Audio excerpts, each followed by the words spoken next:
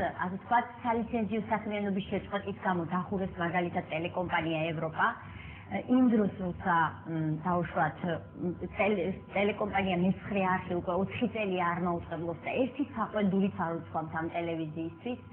ასევე ზუსტად 2 დღის არასწორი მაუწყებლობის გამო მათ ასე ვთქვათ სასამართლომ შეუჩერა და მათ ეგონათ რომ რაღაც მომენტში შეეძლოთ გაგრძელება ეთერის აღდგენა, ეს იყო ტელეკომპანია ევროპას დაემართა ეს და 2 დღე იყვნენ ეთერში. სწორედ ამის გამო აღიძრა სიცხლის სამართლის საქმე, დაეკისრა ძალიან დიდი ჯარიმა და ტელეკომპანია დაიხურა და გაიტანეს იქიდან მთელი ტექნიკა. იმ დროს, როცა ალანია, აი პარალელი მინდა უბრალოდ რომ გავაკეთო, ეს 2 დღის საქმიანობისთვის დაემართა ტელეკომპანია ევროპას. იმ დროს, როცა ტელეკომპანია ალანია 4 წელი, მე-4 წელია, 3 სრული წელი იყო ეთერში ისე რომ მას მართლაც წერილებს წერდა დავუშვათ ჟურნალისტები თუ თვითონ მე ხო კომისიას რომ ტელეკომპანია ალანია რომელ არხზე მაუწყებლობს ან რაღაცას ისინი პასუხობდნენ რომ იცით რა ჩვენ არ ვცნობთ ასეთ ტელეკომპანიას ან რომ ტელეკომპანია ეთერში იყო მთელი საქართველო და არა მხოლოდ საქართველო არამედ ცხინვალის რეგიონიც კი უყურებდა ნამდვილად და ისინი წერდნენ პასუხებს რომ ასეთი ტელეკომპანია არ არსებობს ჩვენ წერდით რომ იქნებ მოსინჯოთ და დავუშვათ ჩაატაროთ მონიტორინგი სიხშირეების ისინი გვეუბნებდნენ იცით რა ასეთი ინფორმაცია არ შემოსულა და საჭიროება არ დამდგარა და რაღაცა ისეთი აბსურდული პასუხები მოდიოდა კომუნიკაციების კომისიიდან ისეთი მიკერძოებული და უთანადრო მიდგომა რომელიც კომუნიკაციების კომისია ემსახურებოდა იმას რომ ყველა ტელევიზიაში დამყარებული იყო ხელისუფლების კონტროლი. მოდით გაგაკვეთილეთ ყველაზე მეტად რაც არ მიყვარს რეკლამა უნდა გაუშვათ და რეკლამის შემდეგ პირველი თქვენ მოგცემთ საშუალებას რომ დავამთავროთ ეს მედიის თემა თუმცა იმ სიგზე თემა არის რომ უზარმაზარმა ფილმმა ვერ დაიწია ჟურნალისტურმა საგამოძიებომ რეკლამა ახლა ბარიერში და შემდეგ განავთოთ საუბარს აგულოთ.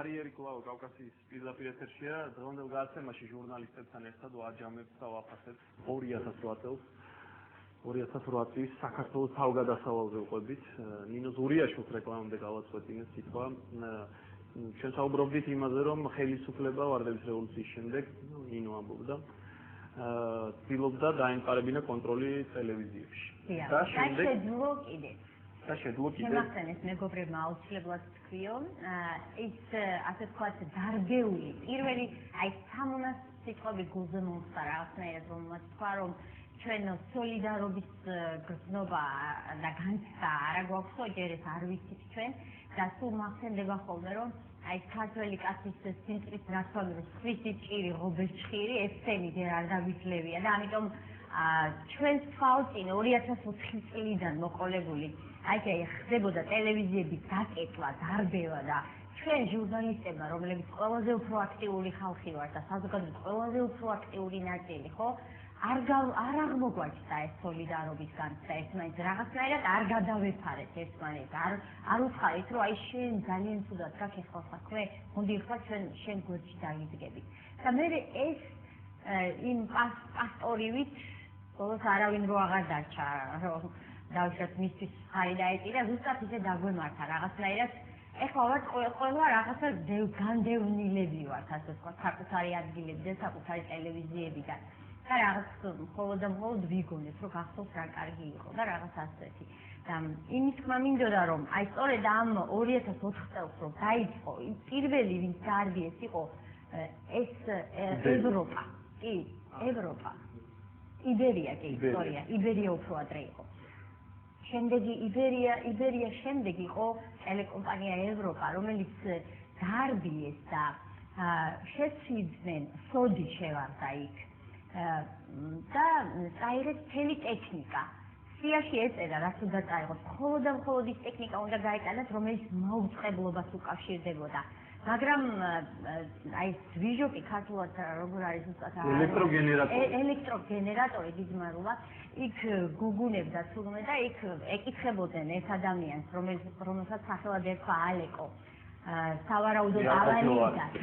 ერთი ჯული მე არაფერში ვაშივარ. სავარაუდოდ ალანიდან, აი ეს წამოვიღოთ ჩაყარეთ ისე უნებოდა და მთელ ამ ტექნიკას ხოცდნენ და გაქონდათ თურმე სხვა ტელეკომპანიაში. ეს რასაც ყვებიან იმას მეორე. ასევე მინდა აღნიშნო, რომ ეს 2009 წელი სულაც არ იყო ამ მხრივ რაღაცნაირად სულაც არ შემელდა ეს პროცესი. პირიქით, რაღაც ექსტრაში შევიდა ამ კუთხით 2009 წელს მოხდა ზუსტად ამ მაგისტრის ჯგუფის აღმოცენება და ამოტირტივება 2009 წელს მოხდა ზუსტად ის რომ ჩიქოვანი დაეუფლა 30%. თამარ ჩიქოვანი არა. არა, ირაკლის ჩიქოვანი დაეუფლა. ესე იგი, ტელეკომპანია მეცხრე არც რუსთავი ორის ნაწილს, ასევე მისი მისი პარტნიორი გეგეშიძე ტელეკომპანია საქართველოს, ტელეკომპანია ევრიკას 51%. ესე იგი, ამ ერთი პატარა ბიზნეს ჯგუფის ხელში აღმოჩნდა სამშენებლო კომპანია მაგისტილი, ხო ისედაც იყო, ასევე სარეკლამო კომპანია, ასევე 4 ტელეკომპანია და დირექტორების თვითონ არიან და მფლობელები, რაღაც ხელისუფლებასთან დაახლოებული ბიზნეს ჯგუფია. და კი, სარეკლამო კუთხითაც, რა თქმა უნდა, ფულად ნაკადებსაც აკონტროლებენ. ეს ასევე ეს ის წელია 2008 წელს მოხდა, სწორედ რომ ამ იმედის წარსება. ახლა დარბევა 2007 წელს მოხდა, მაგრამ მისი საბოლოო ხელში ჩაგდება იმ გზით, რომელიც ჩვენ სულ ცოტა ხნის წინ დავიგეთ. ხელისუფლების ხელი ურევია? და ჩვენ ეს ძალიან ჯოზეფ კეის პირადად მოგვითხრა იმ ადამიანმა, რომელიც იყო ერთადერთი მოწმე, ვისაც დააწერინეს, მას რაც გადახდა ყველაფერი ბატონი ჯაუშვილი. ბატონი გოგი ჯაუშვილი, რომელმაც ყველაფერი იამბო პრესკონფერენციაზე და ომბუდსმენის სახელით დატოვა საქართველოს ტერიტორია, იმიტომ რომ იცოდა რომ არ იქნებოდა დაცული. ის რაც გადაიტანა, ერთხელ აღარ უნდა რომ მეორედაც გადაეტანა. როდესაც ის ჩასვეს, გზაში გააჩერეს, ჩასვეს და წაიყვანეს და ის ადამიანი პირადად ხელისუფლებას ადებს ხელს ამ ყველაფერში და როგორც ვიცი აპირებს ოჯახი, პატაკაცშვილის ოჯახი აპირებს სახელმწიფოს უჩივლოს სწორედ იმ მთელი იმ ამბების გამო, რაც გოგი ჯაუშვილმა გადაიტანა. აი ზუსტად ეს ის წელია, ამ წელის საზოგადოებრივი ტელევიზიის სახე. ასე ვთქვათ, უბრალოდ გამოჩნდა ამ წელიწადში, რომელიც თავისი საზოგადოებრივი მაუწყებელი დაჟინებით არ უშვებს ორი სტუდიის, ორი თავზე ხელაღებული ჟურნალისტური საგამოძიებო სტუდიის პროდუქტ ეთერში და ხო და თან შეურაცხყოფასაც გვაყენეს. მე უბრალოდ ძალიან განვიცდი ამასაც, სადაც შანსი მომეცემა თუ პირადად შევხვდი, პირადადაც ვეტყვი და ეხლაც ვისარგებლებ და ვიტყვი, თუ ის არის სახელმწიფო წნეხის ქვეშ და ცენზურის ქვეშ და ის არის შემსრულებელი, ყუბანეიშვილს გულისხმობ, ნებაიბოდოს და ჩვენ შეურაცხყოფას მოგვაყენეს და ნუ ლაპარაკობს ჩვენზე, რომ ჩვენ ვართ რაღაცა პოლიტიკის წიაღში დამზადებული, რაღაცა ხალხი მეუბნება ესეთ შეფასებებს აკეთებსო თქვენზეო. ძალიან სირცხვილია ეხლა პირველი არხის აი იმ გადაცემების მერე, რომელიც გადის, რომ ადამიანი მოტრიალდება და ჩვენ გვეტყვით ჟურნალისტურ გამოძიებით, ჩვენ სტუდიას გულისხმობთ, მაგრამ მაინც ჩვენსაც არ გულისხმობთ. ამ უმძაფრესი და ესეთი დიდი შრომა იდება თითოეულ ჟურნალისტურ გამოძიებაში ნამდვილად, ვის ნახულობს ყველა დამეთანხმება და ამის მერე მოტრიალდება და გვეტყვით, რომ აი თქვენ იცით რა ეს დარი ხარისხის საკუთარ ეთერში აქვს და თუ შეიძლება ესეთ შეფასებებისგან თავი შეიკავოს, ეს არასწორია ჩემის აზრით. იმისათვის რომ მან გაამართლოს თავისი სახელმწიფო ცენზურა, სხვას აყენებს შეურაცხყოფას, ვფიქრობ, რომ ეს ძალიან მიუღებელია.